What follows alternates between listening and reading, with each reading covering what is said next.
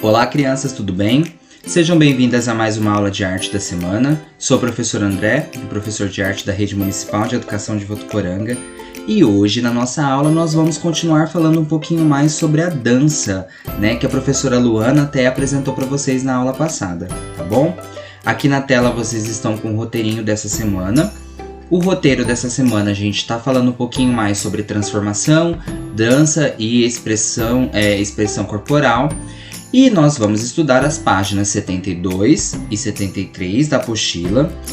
E nós vamos fazer a leitura, observar as imagens dessas duas páginas. Combinado? Então peguem lá a apostila de vocês que nós vamos começar. Lembrando, não se esqueçam, de fazer aí um xizinho no final da aula na sua autoavaliação. Como vocês têm se sentido em relação a essas atividades, Se vocês estão gostando, se não estão, não se esqueçam de fazer a carinha aí depois, tá bom? Lá na página 72 nós vamos falar um pouquinho mais sobre, então, a consciência corporal. Vamos entender um pouquinho o que é essa consciência corporal? O movimento do corpo e o gasto de energia. Nós vamos falar sobre isso nessa aula. Você sabia que para se mover e se desenvolver, o corpo humano produz e gasta energia constantemente? Então vocês sabiam disso? Que o corpo gasta muita energia e ele precisa produzir energia? Mesmo quando a gente está parado ou até quando a gente dorme, nosso corpo funciona. Ou seja, diversos músculos do nosso corpo, como os do coração, aqueles relacionados à respiração, continuam trabalhando para nos manter vivos. Isso representa um considerável gasto de energia. A circulação sanguínea também nos faz gastar energia, pois o coração precisa bombear o sangue para todo o corpo, da cabeça aos pés, sem parar. Você já deve ter ouvido falar disso nas aulas de ciência, quando estudou o sistema cardiovascular, responsável pela circulação do sangue, e o respiratório, responsável pela absorção do oxigênio. Essencial à vida. Se vocês observarem ali na figurinha, a gente tem o sistema cardiovascular, que são a produção aí cardiovascular. Então vocês vão olhar essa figura, olha por onde caminha todo o sangue do nosso corpo. E para isso, gente, precisa-se ter energia para que esse sangue caminhe por todas as partes do nosso corpo, tá bom?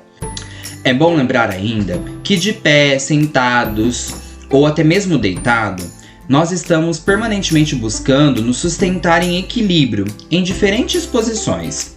Portanto, há sempre algo que se move em nosso corpo, mesmo que esse movimento seja muito, muito, muito pequeno.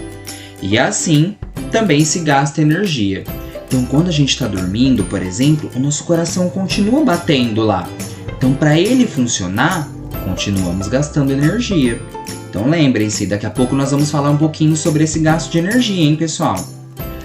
Lá na página 73, nós vamos falar um pouquinho mais e tem algumas informações bem interessantes. Vamos lá?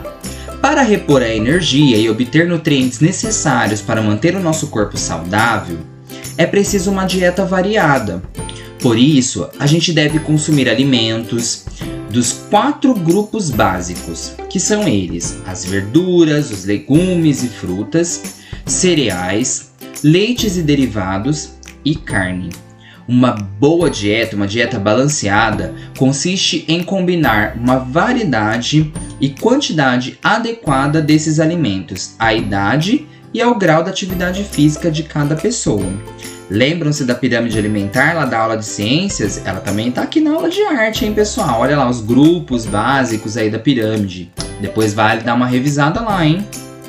Sem dúvida, o corpo humano, ela é uma engenhosa máquina e seu suporte é o nosso esqueleto. Isso mesmo, os ossos são o suporte. Graças aos ossos e às articulações, a gente pode executar os mais diversos movimentos aí, desde os maiores e mais complexos, como correr, e até os menores, que são os mais simples, como por exemplo um estralar de dedos. Então, o nosso esqueleto nos proporciona essas diversas transformações do corpo. A gente pode correr, saltar, E também pode fazer movimentos bem suaves, né? Como o estralar de dedos que está mostrando aí. Se o suporte do corpo é o esqueleto, a gente pode dizer que a embalagem desse suporte é a pele. E é ela que o delimita, separando de tudo que está à nossa volta.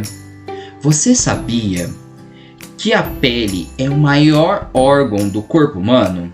Eu tenho certeza que vocês não sabiam. É por meio dele que sentimos a textura de tudo que nos cerca, incluindo a pele de outras pessoas.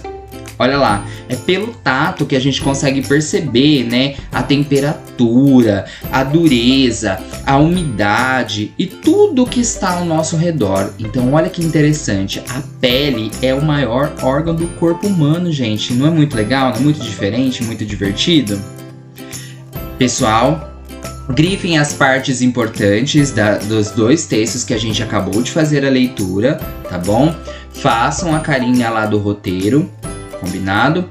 E quem quiser depois pode fazer um desenho no caderno de desenho sobre esse tema, combinado? Crianças, espero que tenham gostado da aula, se divirtam e se cuidem, tá bom? Um beijo do professor André. Tchau, tchau!